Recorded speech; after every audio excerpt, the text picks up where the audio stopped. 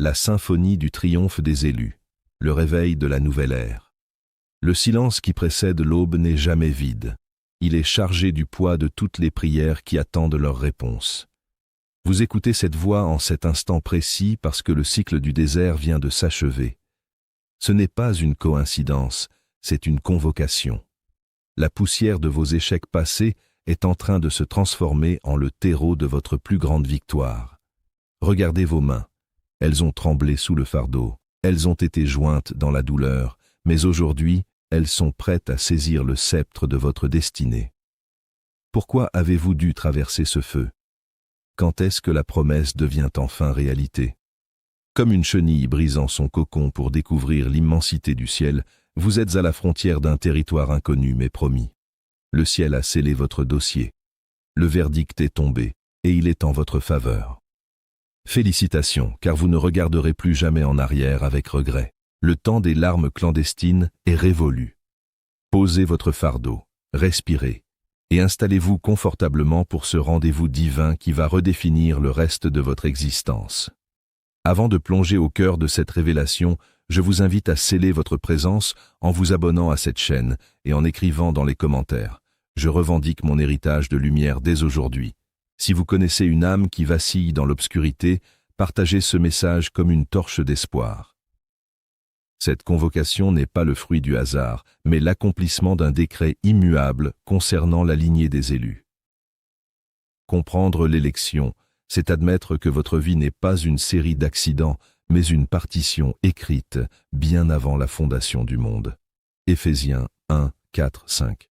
En lui, Dieu nous a élus avant la fondation du monde pour que nous soyons saints et irréprochables devant lui, nous ayant prédestinés dans son amour à être ses enfants d'adoption par Jésus-Christ. L'analyse complexe de votre parcours révèle que chaque phase de stagnation était en réalité une période de gestation spirituelle intense. Les élus, à l'instar d'Abraham, doivent souvent quitter leur certitude pour hériter d'un territoire qu'ils ne voient pas encore. Hébreux 11, 8. C'est par la foi qu'Abraham, lors de sa vocation, obéit et partit pour un lieu qu'il devait recevoir en héritage et qu'il partit sans savoir où il allait. L'implication future est claire. Votre résilience a activé une juridiction céleste qui invalide désormais toute sentence de pauvreté ou de maladie qui pesait sur votre lignée. Vous passez du statut de survivant à celui de souverain, car l'élu est celui qui, après avoir été éprouvé par le feu, en ressort avec une autorité capable de commander aux éléments de sa propre existence. Le personnage de Joseph illustre parfaitement cette transition brutale et glorieuse du puits au palais. La trahison de ses frères n'était qu'un mécanisme de transport vers sa destinée royale. Psaume 105, 17, 19.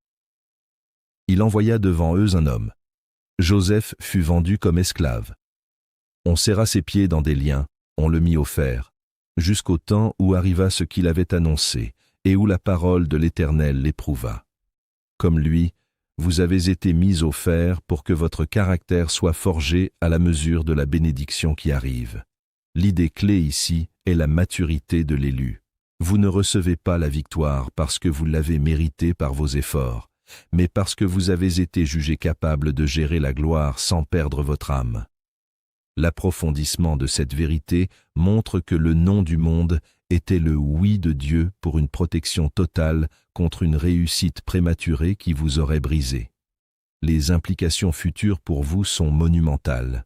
Vous n'allez plus chercher les opportunités, ce sont elles qui vous poursuivront, car vous portez désormais l'odeur de la faveur divine. Jean 15, 16.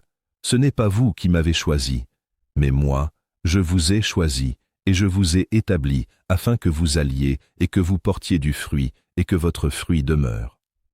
Votre victoire n'est pas un feu de paille, c'est un monument éternel qui servira de preuve à ceux qui doutaient de la fidélité de Dieu envers ses élus. Le paradoxe du désert, la transition vers l'accomplissement. Vous avez vécu cette sensation d'être dans une salle d'attente infinie où les aiguilles de l'horloge semblent se moquer de votre patience. La vie vous a malmené.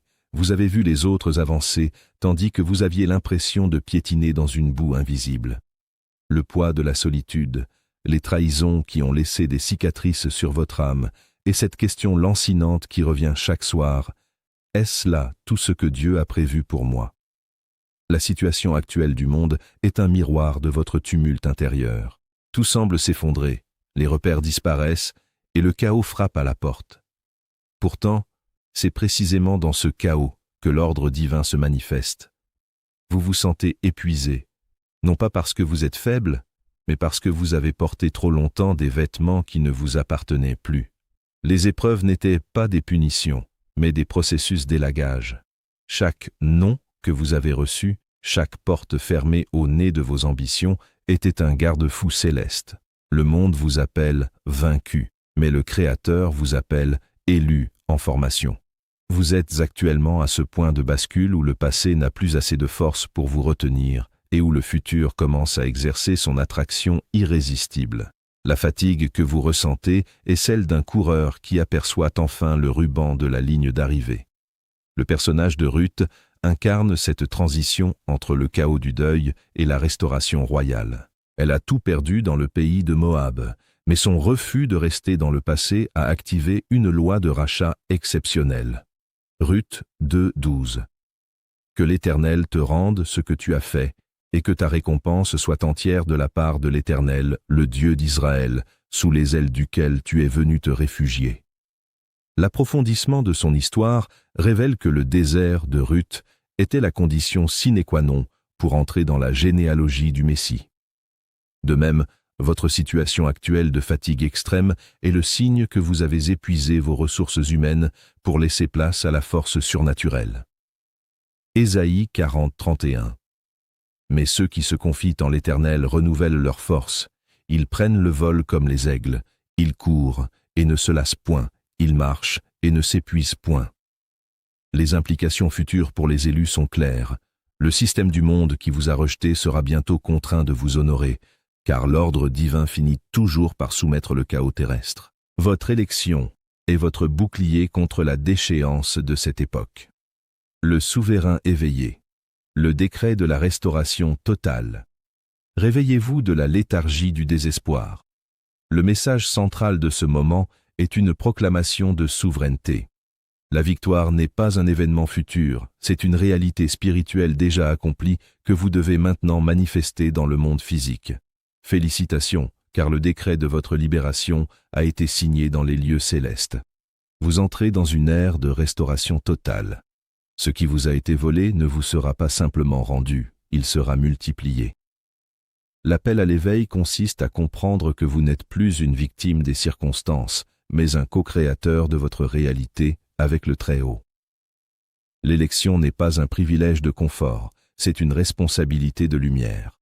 Être élu signifie que vous avez été choisi pour porter un témoignage de résurrection là où tout semblait mort. C'est le moment de redresser la tête. Ne cherchez plus la validation dans le regard des hommes, car celui qui a créé les étoiles a déjà apposé son sceau sur votre front. La nouvelle ère qui s'ouvre devant vous exige une nouvelle mentalité. On ne peut pas entrer dans un palais avec une psychologie d'esclave. Brisez les chaînes mentales, rejetez les étiquettes de médiocrité que la société a voulu vous coller. Vous êtes le sel, vous êtes la lumière, vous êtes la preuve vivante que l'impossible est le domaine d'action favori de Dieu. L'apôtre Paul incarne cette métamorphose de la mentalité, passant de persécuteur à pilier de la foi. Son éveil ne fut pas une suggestion, mais une confrontation avec la lumière. Acte 9, 3, 4. Comme il était en chemin et qu'il approchait de Damas, tout à coup, une lumière venant du ciel resplendit autour de lui. Il tomba par terre et il entendit une voix qui lui disait « Saul, Saul, pourquoi me persécutes-tu » Cet approfondissement montre que l'élu doit souvent être aveuglé par rapport aux illusions de ce monde pour voir enfin la réalité du royaume. Les implications futures pour vous sont claires. Une fois le sceau de l'éveil apposé, aucune opposition humaine ne peut stopper l'élan de votre mission. Ésaïe 54, 17. Toute arme forgée contre toi sera sans effet, et toute langue qui s'élèvera en justice contre toi, tu la condamneras. Tel est l'héritage des serviteurs de l'Éternel, tel est le salut qui leur vient de moi, dit l'Éternel. Vous n'êtes plus un simple spectateur du temps, mais un architecte de l'éternité opérant dans le présent. Tout ce qui semble mort dans votre vie aujourd'hui est simplement en attente du son de votre voix réveillée pour ressusciter. Le miroir de l'éternité, le sanctuaire de la conscience transfigurée. Prenez un instant pour regarder à l'intérieur de vous-même. Quelle est la part de vous qui a encore peur de réussir? Souvent, nous craignons la lumière plus que l'obscurité, car la lumière nous demande de briller, de sortir de l'anonymat rassurant de la plainte. Qu'avez-vous fait des promesses qui ont été déposées dans votre cœur il y a des années? Les avez-vous enterrées sous des couches d'amertume? L'introspection est le pont entre ce que vous étiez et ce que vous allez devenir. Interrogez vos doutes. Sont-ils basés sur la vérité divine ou sur les mensonges de vos expériences passées? La victoire commence par une reddition intérieure. Se rendre à l'évidence que nos propres forces ont atteint leurs limites. C'est dans ce vide que la puissance de l'esprit s'engouffre. Réfléchissez à la résilience dont vous avez fait preuve jusqu'ici. Si vous êtes encore debout après tout ce que vous avez traversé, c'est que quelque chose de plus grand que vos problèmes vous soutient. Cette force n'est pas humaine. Elle est le murmure de l'éternité qui vous dit que votre histoire ne s'arrête pas au chapitre de la douleur. Le chapitre suivant s'intitule « Apothéose ». Le voyage vers la victoire finale exige un examen rigoureux des structures de pensée qui ont longtemps servi de forteresses à l'échec. L'élu doit identifier les résidus d'une identité de victime pour laisser place à la stature du conquérant. 2 Corinthiens 13:5. Examinez-vous vous-même pour voir si vous êtes dans la foi. Éprouvez-vous vous-même. Cette analyse complexe de l'âme révèle que nous sommes souvent nos propres geôliers, maintenant fermer des portes que le ciel a déjà déverrouillées. L'implication future est radicale. En nettoyant le sanctuaire de votre esprit, vous transformez votre environnement extérieur. La paix intérieure n'est pas l'absence de tempête, mais la présence d'une certitude inébranlable qui domine les vagues. Psaume 139, 23, 24. Sonde-moi, ô Dieu, et connais mon cœur. Éprouve-moi, et connais mes pensées. Regarde si je suis sur une mauvaise voie, et conduis-moi sur la voie de l'éternité. Votre introspection n'est pas une condamnation, mais une chirurgie divine visant à retirer les caillots de peur qui empêchent la circulation de la gloire. Le prophète Élie illustre ce passage par le creuset de l'introspection lorsqu'il s'est retiré dans la grotte, fuyant la menace de Jézabel malgré sa grande victoire au mont Carmel. Son épuisement n'était pas un signe de fin, mais un appel à une nouvelle dimension de révélation. 1 Roi 19, 11, 12. L'Éternel dit, « Sors, et tiens-toi dans la montagne devant l'Éternel. » Et voici, l'Éternel passa.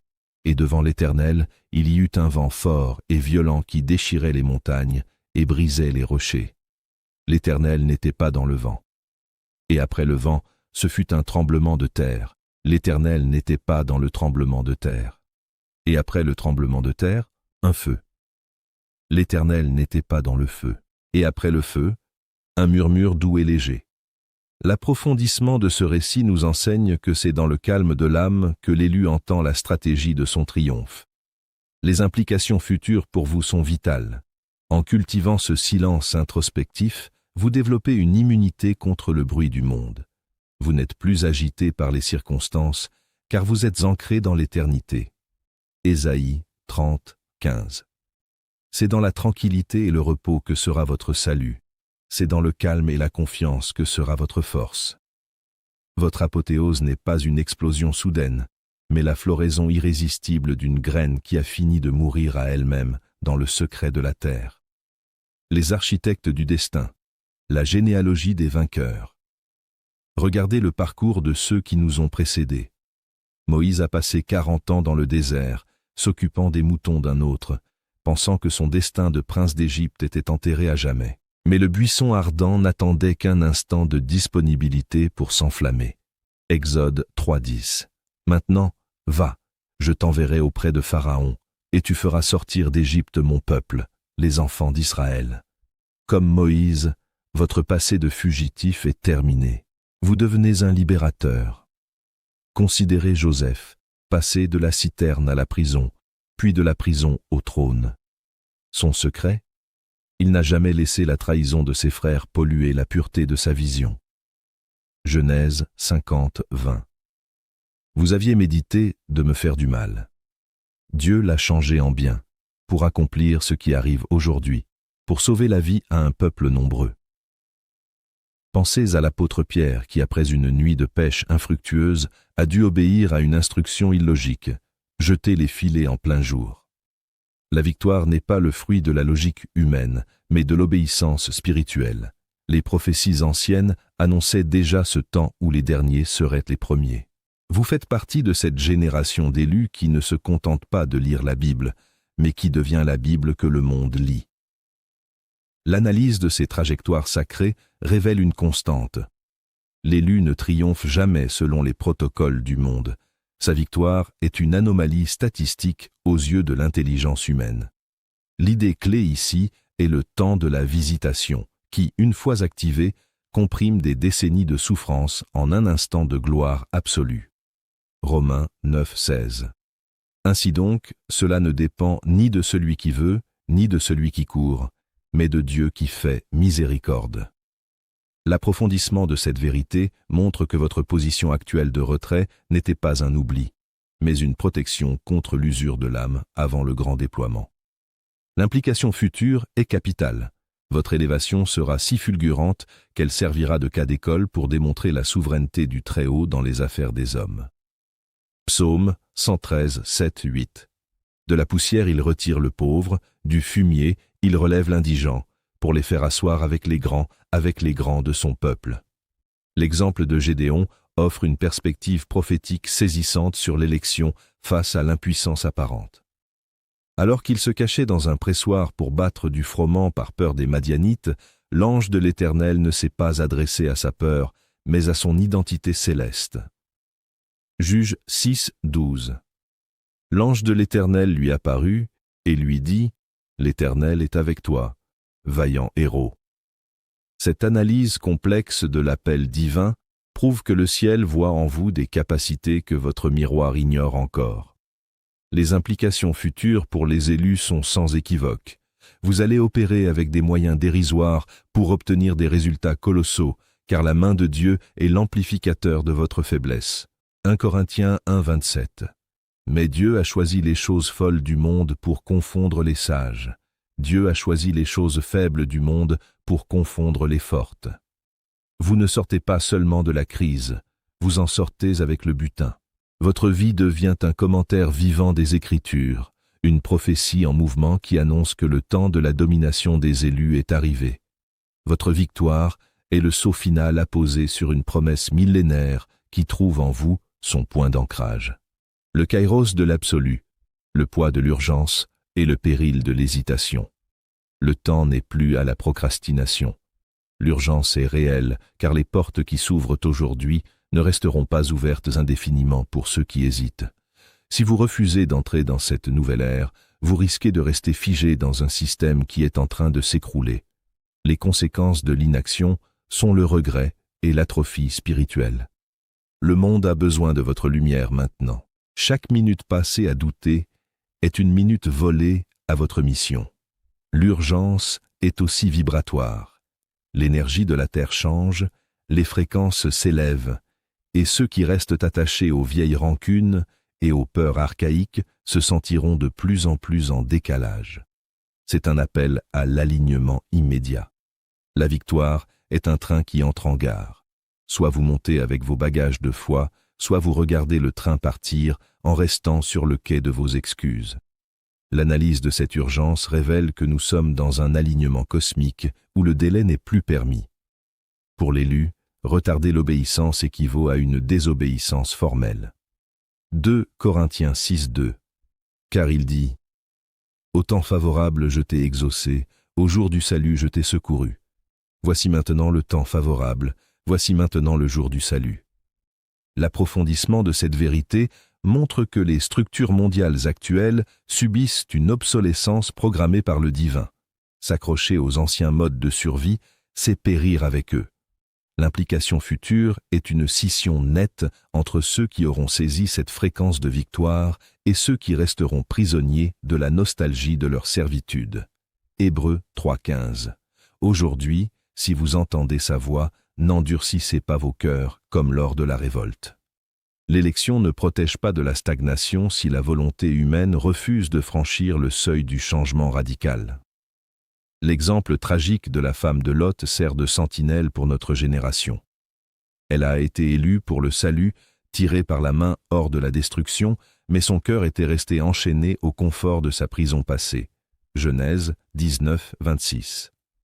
La femme de Lot regarda en arrière et elle devint une statue de sel. Cet épisode souligne que l'urgence n'est pas seulement de sortir, mais de ne plus regarder en arrière. L'analyse complexe des temps actuels suggère que chaque seconde d'hésitation renforce la cristallisation de vos peurs.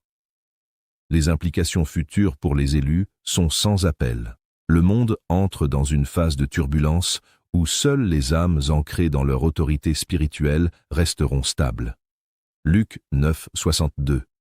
Jésus lui répondit, « Quiconque met la main à la charrue et regarde en arrière n'est pas propre au royaume de Dieu. » Votre victoire exige une rupture nette, une vitesse d'exécution qui défie la prudence humaine. L'urgence est le cri de la création qui attend votre manifestation pour être libérée à son tour.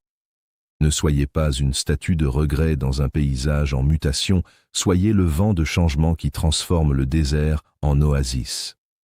L'arsenal de l'accomplissement, l'activation du pouvoir des élus. Ne craignez rien, vous avez été équipé pour cette saison. Les outils dont vous avez besoin sont déjà en vous. Ils attendent simplement d'être activés par une décision ferme.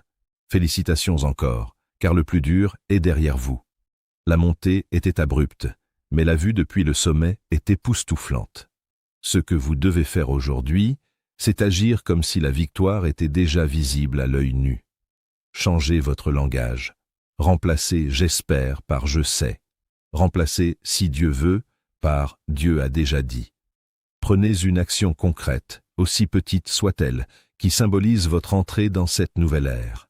Rangez votre maison, terminez ce projet en suspens, pardonnez à cette personne qui vous retient dans le passé. Faites de la place pour les bénédictions massives qui arrivent. Vous n'êtes pas seul, une armée céleste campe autour de vous. L'encouragement pour l'élu n'est pas une simple caresse émotionnelle, c'est une injection de carburant prophétique pour le passage à l'acte. La passivité est l'ennemi de la promesse. Jacques 2, 17. Il en est ainsi de la foi.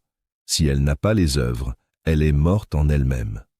L'analyse complexe de votre capacité d'action révèle que le ciel attend votre premier pas pour diviser la mer. En changeant votre sémantique, vous changez la structure de votre réalité, car l'élu ne subit pas le langage, il le forge. Proverbe 18, 21. La mort et la vie sont au pouvoir de la langue. Quiconque l'aime en mangera les fruits. L'implication future est une maîtrise totale de votre environnement. En décrétant la fin de votre hiver personnel, vous commandez au printemps de paraître. La foi n'est pas une attente, c'est une offensive. Le personnage de Josué illustre cette transition entre la contemplation et la conquête. Après la mort de Moïse, il ne s'est pas lamenté sur l'absence du mentor, il a saisi l'ordre de marche. Josué 1:9. Ne t'ai-je pas donné cet ordre? Fortifie-toi et prends courage. Ne t'effraie pas et ne t'épouvante point, car l'Éternel, ton Dieu, est avec toi dans tout ce que tu entreprendras. L'approfondissement de cette dynamique montre que l'encouragement divin est toujours lié à une expansion territoriale. Les implications futures pour les élus sont limpides. Chaque action de foi que vous posez aujourd'hui crée une onde de choc qui stabilise votre héritage pour les générations à venir. Psaume 34:8. L'ange de l'Éternel campe autour de ceux qui le craignent, et il les arrache au danger. Vous ne marchez pas vers la victoire, vous marchez dedans. L'ordre est donné. Agissez avec la certitude d'un monarque qui prend possession de son domaine.